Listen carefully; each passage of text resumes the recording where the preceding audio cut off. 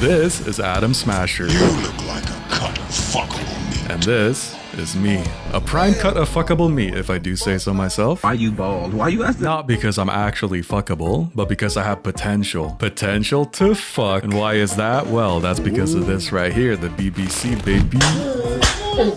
To give you some context for all this, spoiler alert for edge runners, by the way, this killed Rebecca, and then he killed David as well. So I thought, what better way to pay him back than to kill him in the most humiliating way possible. Oh, and also, Adam Smasher is the final boss of the game, so if you think this is gonna be some easy one-and-done humiliation ritual, I am afraid you're dead wrong. This guy has moves so crazy, he'll make my reverse pile driver 360 move in the bedroom look amateur. I'm talking Sandy, literal aimbot, and then a health bar so girthy, he makes Johnny Sins look like his name should be Jonathan Blessings. And on top of all this, every time this clanker fuck kills me, I have to restart the whole goddamn mission. And that mission will of course be the best one in the game.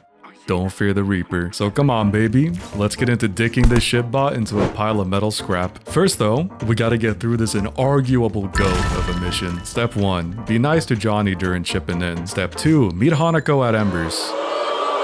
Yes, for real. Step 3, leave, and Johnny is gonna suggest the most innovative, the most original concept he has ever constructed. We'll blast our way into Socket Tower, just like we did back. Step 4, get yelled at by Victor and then go to the rooftop with Misty. Get through all the dialogue, and then you sit there and you wait.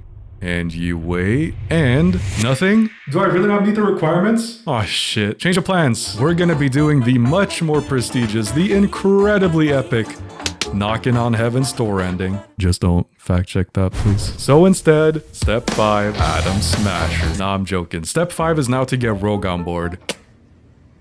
Do a deep dive to talk to Johnny's girlfriend, and then step 6, raid Arasaka Tower, baby. This is where things are gonna get really phallic. I'm talking bodies flying left, right, and center, all in the name of fighting our way to the access point so that we can plug into the access point, which will unleash the wrath of Johnny's girlfriend, and we'll quickly find out why she's considered the strongest entity in the Cyberpunk universe. And then, but only then, Adam fucking Smasher. Spoiler alert again, he's gonna kill Johnny's second girlfriend Rogue, and V, who's actually Silverhand in V's body at this point, is gonna drop the toughest line in the whole game. And if you don't agree with that statement yet, I promise you, you will by the end of this video.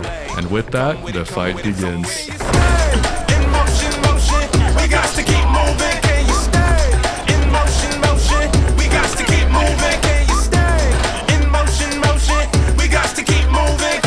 I'll be honest, I have never fought Smasher in full melee before.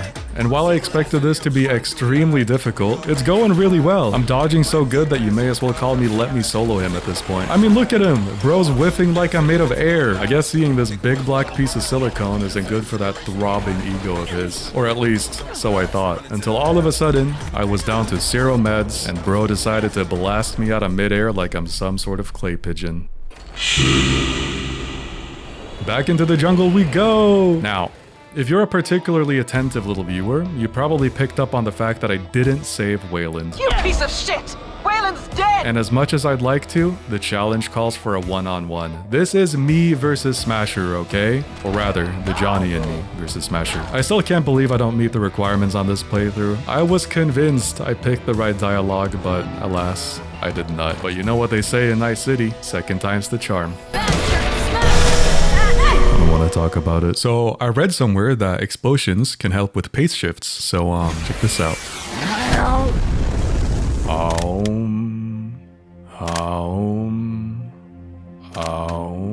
I need to be honest with you. At first, I thought this was about revenge. Revenge for David and for Rebecca. But that was just the surface. The real story, it goes a lot deeper. Let me explain. Alt never set out to build a weapon. All she did was build a storage matrix for artificial personalities that she later discovered could be used to not only store the minds of living people in the form of engrams, but also move these digital engrams to and from bodies seamlessly. Immortality, basically. But in 2010, her employer at the ITS seized control of her work, and instead of sharing Alt's vision of immortality through this matrix, they saw potential for something darker. Soulkiller, a weapon that could be contained in their servers and rip the mind out of any intruding netrunner in seconds. Fast forward to 2013, and Arasaka abducts Alt and they force her to rewrite her own program, which, under duress, she did. This new version of Soulkiller was faster, stronger, deadlier, and when she was done, Arasaka used it on Alt. However, Alt was smarter. She had embedded a failsafe into the code, causing her mind to survive in the net. So unlike what you might want to believe, Arasaka didn't actually kill Alt. Johnny did. He didn't do it directly, and he didn't do it on purpose, but when he pulled that plug, he severed the link between her mind and her body. Alt became a prisoner of the net as her body lay dying in Johnny's arms. And Johnny became a man broken by guilt and regret. These emotions are what would lead him to write the song you're hearing now, Never Fade Away, and eventually to his participation in the assault on Arasaka Tower. Because in Night City, there are no happy endings. Just look at David, who gave everything for the one he loved, or Rebecca, who stood with him until the bitter end, and Johnny, trying one final time to fix what he broke. All of these tragedies, all leading to one single name.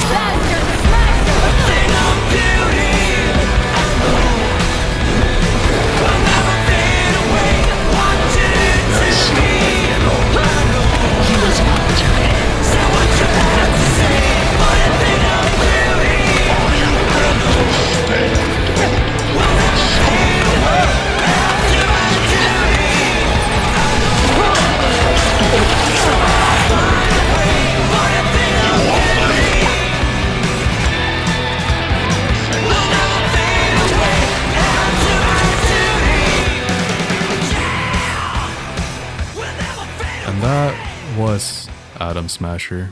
I guess maybe there can be happy endings in Night City after all. Johnny made mistakes, big ones. Hell, he doomed himself the moment he unplugged Alt. The weapon he unknowingly left in Arasaka's hands that day was the weapon they used to kill him. But it also saved him, because without Soulkiller, there would be no engram, no second chance. But here he stands, in me, BBC in hand, getting his redemption after all. So no matter how many times this world knocks you down, Never stop fighting. because redemption is never impossible.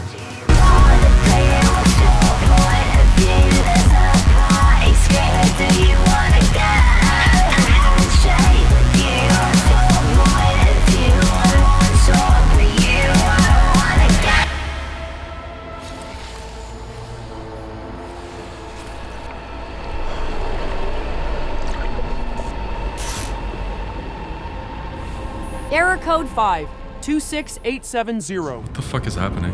Redirecting. Huh? What the fuck?